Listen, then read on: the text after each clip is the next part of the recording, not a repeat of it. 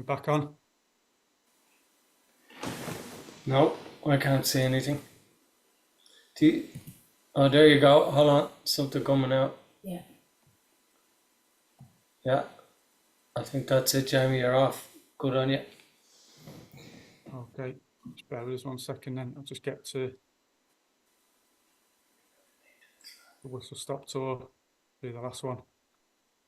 Okay, so we're back here then. Yep, 1600s, 400 years ago, how things have changed over that time. Even in the last 50 years, the massive change in technology, vehicles, moon landings, it's just incredible. So if you think of 400 years, the things that have changed in that time period.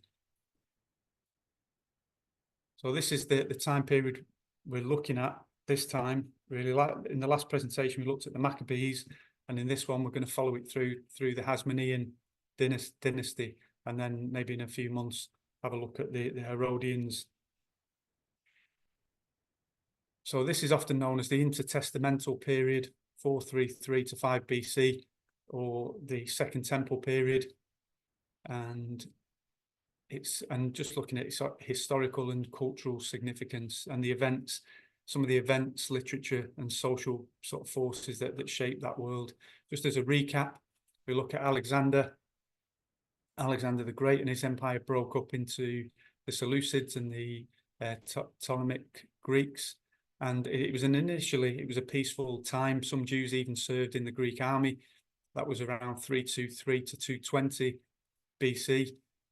And they ruled Egypt and generally believed to have had good relations in those times. I put the picture of the Septuagint down there because lots of the ancient writings are preserved from that area. One of the reasons is the Greeks sort of seek after wisdom. It is one idea, but also because it's dry and dusty, that it does tend to preserve the books. So this is where we had a look at last time with Mattathias, who was asked to join the Seleucids and the Greek side of things, and he slew them in a place called Modin, and then he had to flee up into the hill country, and that was really the start of the Maccabees. And we've got Mattathias. He was only in sort of power there for a year before his son Judas Maccabee, or the Hammer, as he was known, came along. And then this ended last time. We looked at Hanukkah and the rededication of the temple. So the first wave of the Maccabees really started off in the hill country, and then everyone that's for the Torah all gathered together, and they pushed out the Greeks and took back the temple that was overgrown and wrecked, and then rededicated it to the Lord again. And this was for one of the questions we had last time. Why was there 9 candles on the menorah of the Hanukkah menorah and not the 6 for the golden menorah in the temple? And there's a number of reasons for this. I had a look into it during the week. One is for the festival and can be displayed publicly, the one with the 9. Also, it can utilize candles or oil, and it's a symbol of the 8 days of Hanukkah plus 1 for the helper candle in the middle. So it is different, which is quite interesting to have a look at. I'm sure there's much more within that. So back to Judas. So the temple was rededicated, the Feast of Hanukkah, and we looked at Jesus going into the temple in John chapter 10 on the Feast of Dedication, which is the Feast of Hanukkah.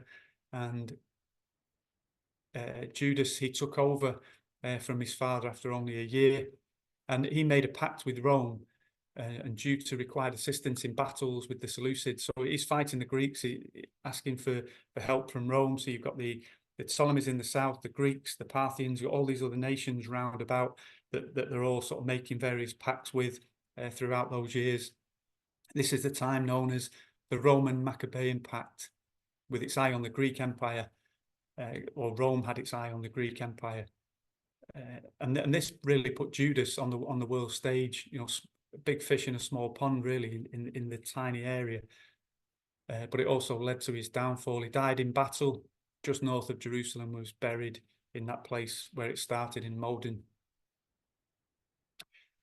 Just to put this in perspective, this is the fewest of the few. Israel is a small sliver of land called the land bridge between three continents of Africa, Asia, and Europe. And this is the heart of Israel, really, the Judean hill country, Jerusalem, Bethlehem, you know, the real core, and it's tiny, really. This is the significance that things that happen in Israel have an impact thousands of years later, repercussions around the world. Then we move on to Jonathan. He initially lived as a fugitive in the deserts near Tekoa. I'm sure that's where Amos was from. And 156 BC, he grew weary and he made peace with the Greeks and was given Makmas, the place Makmas, in return.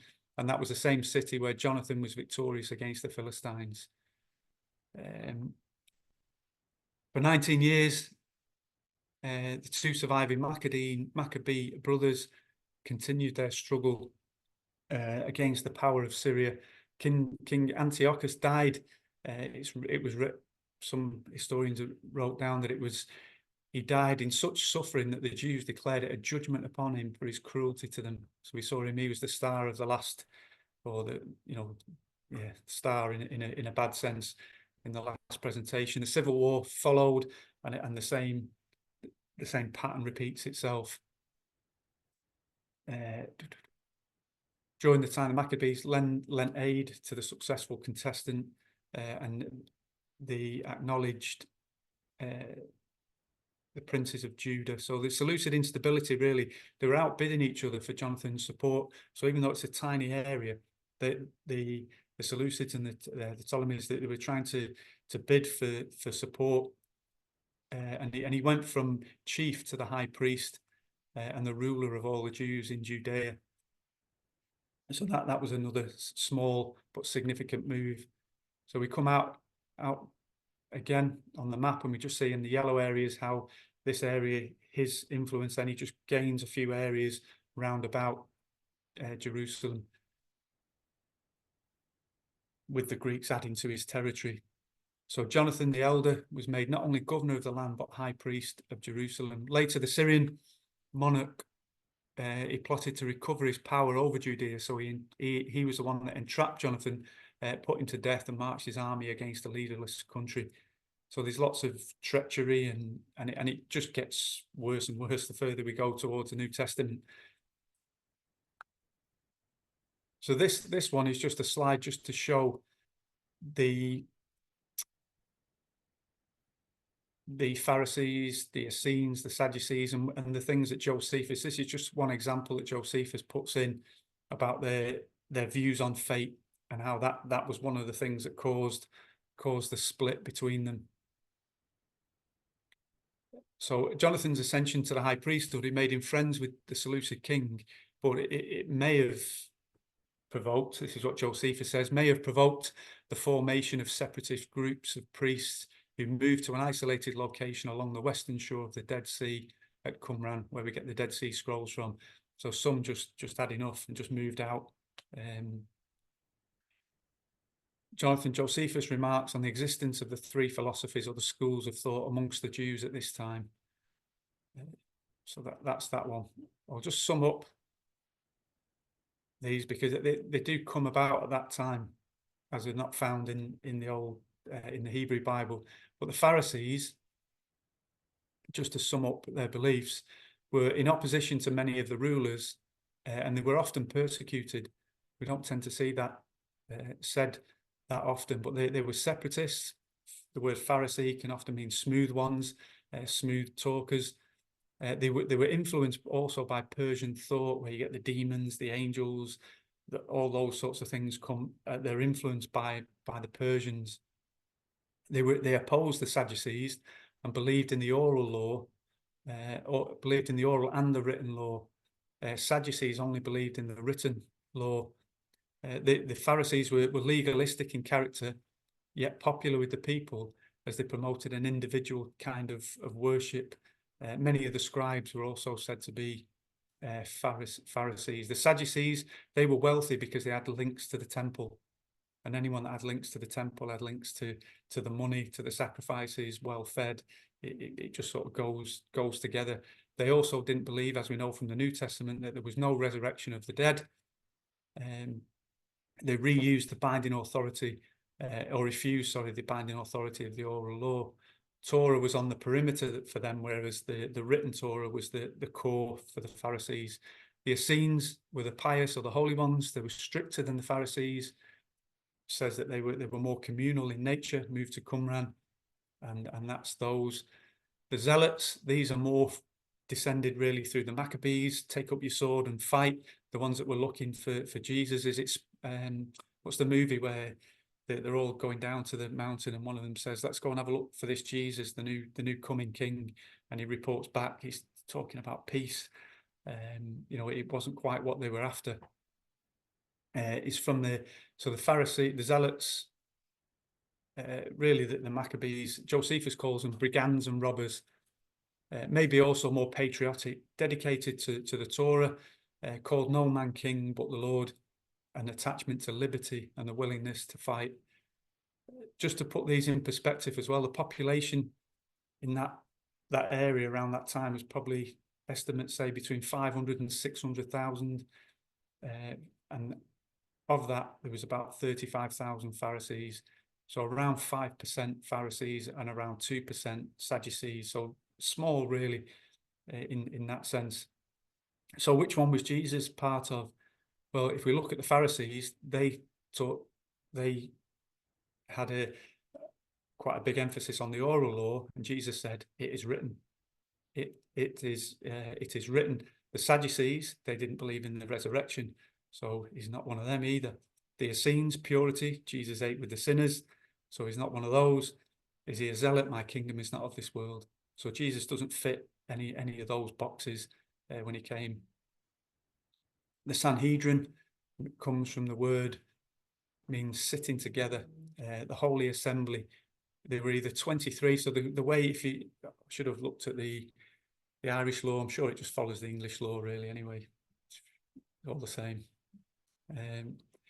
So you've got in the UK law, if you ever, I'm sure if you had a look at that, you've got the local courts, the higher courts, and the hierarchy. Well, this really is a principle that comes from the scriptures, from Moses, when it says of Moses, when he declared that the task of leading the people was too difficult, he appointed 70 elders to share in the burden of leadership. And that's really where the 70 plus the one of Moses comes from. So that's where they get the number for the Sanhedrin, or the Great Sanhedrin. The 23s were said to be the more local courts. There's quite a lot more information relating to those. So we'll move back to the next one along, which was Simon, the last and the youngest of the first generation of Maccabees. So things change from generation to generation often. He assumed his turn in the guidance of his people, and he proved himself a warrior, you know, similar to his brothers. It was that kind of family. He was also said to have been fairly wise and noble, and he repelled the Syrians at every point, completely established security and well-being of his country. In gratitude, the Jews heaped honours upon him, and did also, as did also the surrounding monarchs. So he gained favour. He was made the high priest and ruled for a time in peace.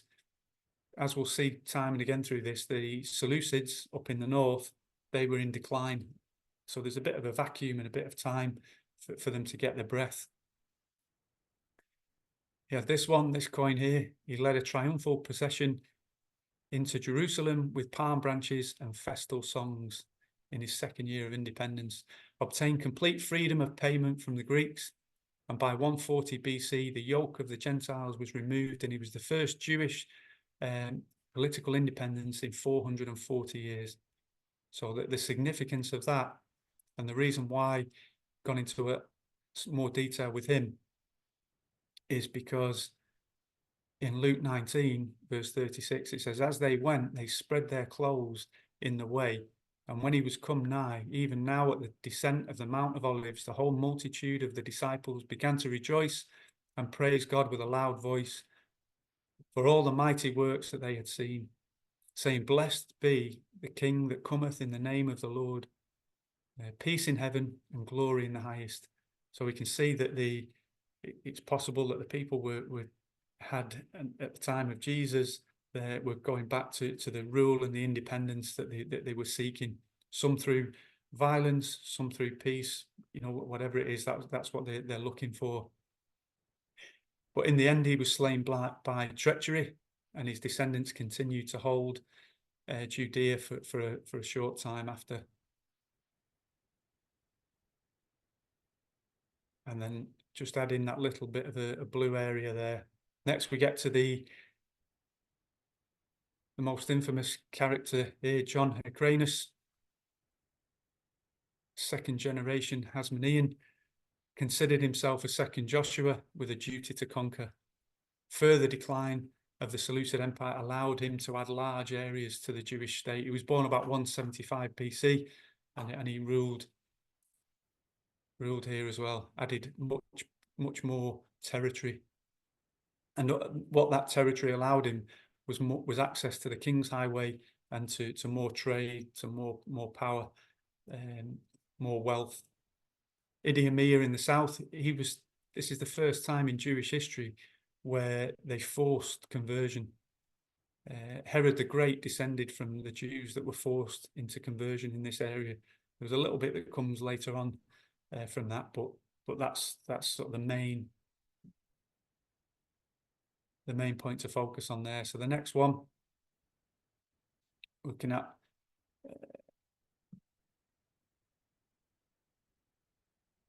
has it moved along?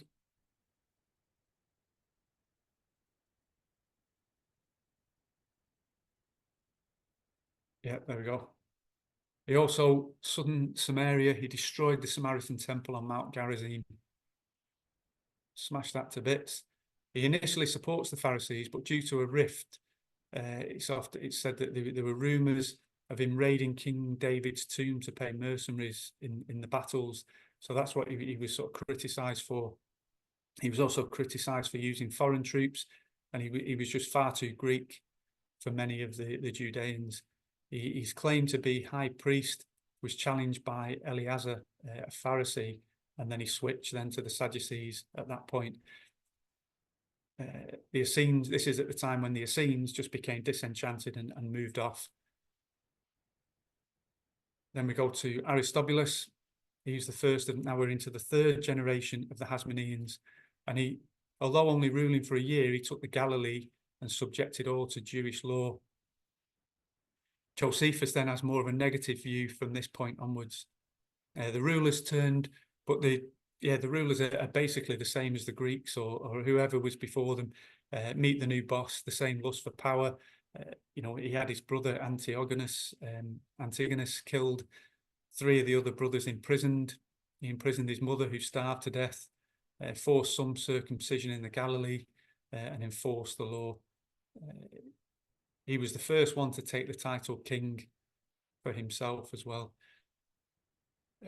So Josephus praises Aristobulus for conquering the region and certain regions of its inhabitants, but he reproaches him as a lover of the Greeks. That's how Josephus describes him. Then Alexander Janus, territory reached its height, success overshadowed by internal turmoil. Again, king and high priest has gone too far, and this just sort of carries on. He took the office of high priest.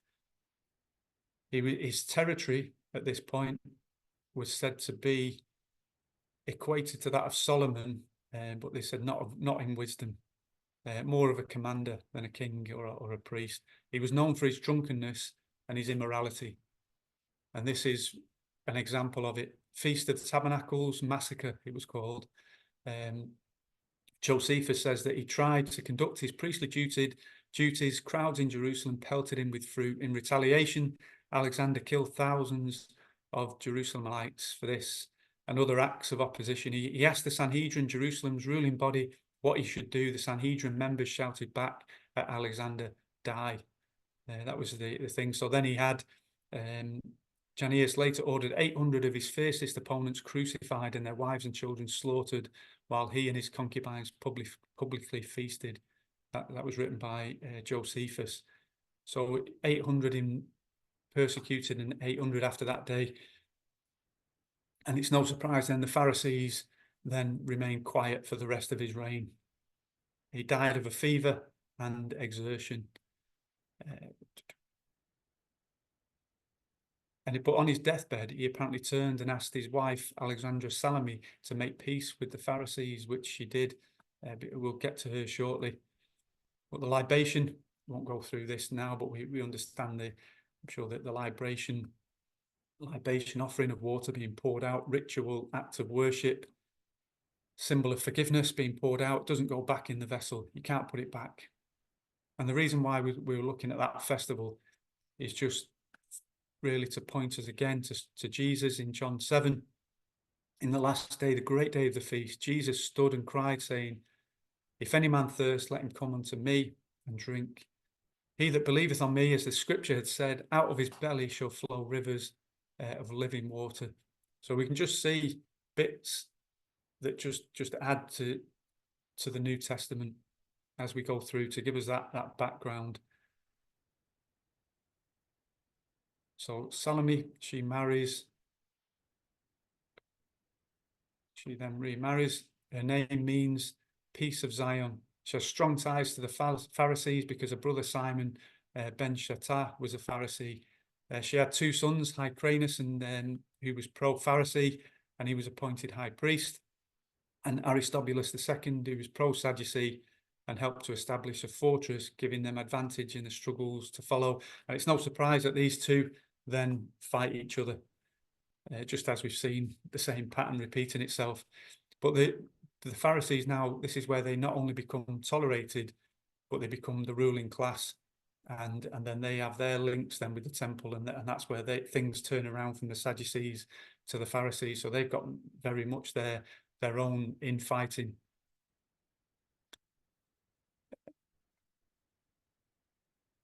So yeah, she was a promoter of education and also implemented a thing called a ketuvah, which is a marriage contract to protect women in marriage as well. So she apparently was quite good at the time for increasing education, probably worth a study of her alone. So we look at the two brothers. So now we're in 63 BC. The two would-be Hasmonean rulers, Hyrcanus II and Aristobulus II, vied for control of that area. Aristobulus might have taken uncontested command, but Hyrcanus enjoyed the friendship of prominent, wealthy Idumean named Antipater, and that is the Antipater or Antipater he's the father of Herod, and he's very influential. And as we'll see down the line, the Herod uses that to his great advantage when he goes to Rome and seeks an audience in Rome. They remember his father Antipater, and he urged Hyrcanus to oppose Aristobulus. He was then persuaded Hyrcanus to leave to Jerusalem to seek support of the king of Petra in the Idumean territory. And Areteus attacked Aristobulus and fled to Jerusalem, and then Hyrcanus attacked and seized the temple. That's in the Antiquities of Josephus. So the infighting could have gone on for some time were it not for the Roman general Pompey. He was in Syria at the time, fighting against the Armenians, and he sent his lieutenant to investigate what was going on with these two brothers in the battles. And instead of agreeing to support either side, he just took Jerusalem. He just came in and just took it for himself. The priests continued to do the worship, and some priests were killed. And Pompey apparently entered the Holy of Holies, and found nothing inside it. He was expecting, some statues and various things, but it says he found nothing inside at all. And the next day, he refrained from looting it, but ordered that the priests repurify it, which again for some was just too much, having a Roman going into the Holy of Holies. I mentioned this one last time, and when he was come near, he beheld the city and wept over it. This was Jesus, and he went into the temple and began to cast out them that sold therein, and them that bought, saying unto them, It is written, my house is the house of prayer, but you have made it a den of thieves. The important bit here, as we're going through, is that Jesus cares about the temple as we're going through. So in summary, hope that wasn't too fast. So although the Maccabean, the Hasmonean success was attributed to faith in God, in reality it coincided with the collapse of the Seleucid Empire, and there were 7 Seleucid kings between 165 and 135 BC. So in that 30 years, you got 7 kings and lots of the infighting, and it just highlights the instability. There was also no foreign rulers to take control at that time, so they had that bit of a vacuum between the Greeks and the Romans. There was still strong Jewish presence in the homeland, and there was a second temple. Political, religious turmoil, all of these factions and breaking off, and people heading to the Dead Sea, etc. Hasmonean rule was never fully supported by all the Jews. Decades of civil war brought many of them to actually prefer to be under the yoke of foreign rule. So it's better for the Romans, or for some of the, for the Greeks to have rule over them, so that they could just go about their daily business in peace, as in the times maybe of Alexander the Great. So that the table has been laid, really, hopefully something new to base a few scriptures on in the New Testament, particularly around the title of the king and the high priest. And next time, it's still in the making, but we're going to look at the kings of the Jews, Herod the Great, and enter Jesus of Nazareth will come in at that point then as well. So thanks for listening. There was no red dot tonight, thankfully, because we've got too many cats around. But yeah, thanks again. Leave it there.